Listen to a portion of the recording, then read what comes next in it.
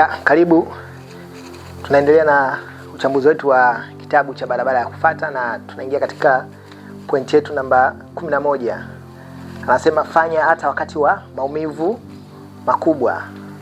Kuna kipindi tunapitia maumivu makubwa katika wakati tunafuata ndoto zetu au wakati tunakimbiza ndoto zetu za maisha.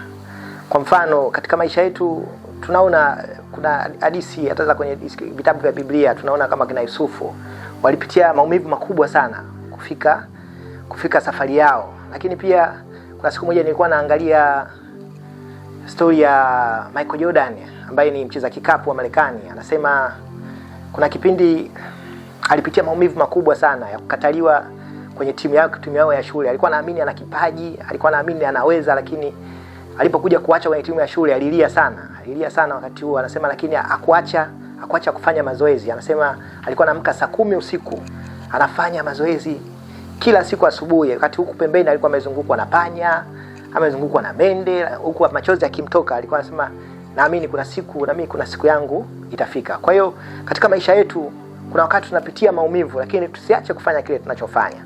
Kuna wakati unatengeneza, labda unataka kufanya biashara lakini biashara hailipi. Unataka kufanya jambo fulani, labda unataka kufungua biashara yote ile, au unataka kuanza masomo, unafeli tena na tena. Unasema hivi, kweli nitafaulu, nitamaliza hii kozi. Leo nataka nikwambia fanya hata wakati tunapitia, fanya hata wakati wa maumivu makubwa, kwa sababu Mungu ndo anajua hatima yetu.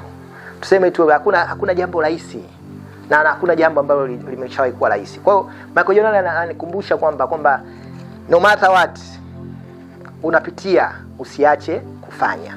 Endelea kupambana. Unaweza ukatoa, wewe mwanamuziki unatoa nyimbo ya kwanza na mtu anayesikiliza, nyimbo ya pili, ya tatu, ya 4, miaka 7. Hata wao kina nani wa Diamond tunawafahamu leo wamekaa zaidi ya miaka 8. Hakuna mtu ambaye anawajua.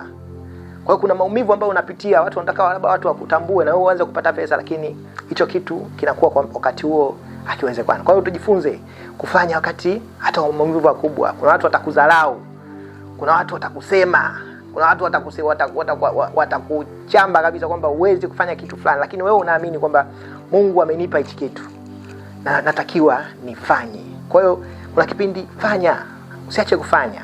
Mimi wakati naandika hichi kitabu cha Barabara ya Kufuata, kuna kipindi nilikuwa naamka mpaka saa 10 usiku nikiamka na idea, lakini kuna mtu akinikuta naandika anasema unaandika hicho kitabu utaenda kumuuzia nani? Kwa hiyo ukifikiria yale maneno unasema kaandike tena. Ukisikiza maneno ya kule nyuma, leo tusingekuwepo hapa na shoot hata hii series ya hii kitabu cha Barabara ya Kufuata.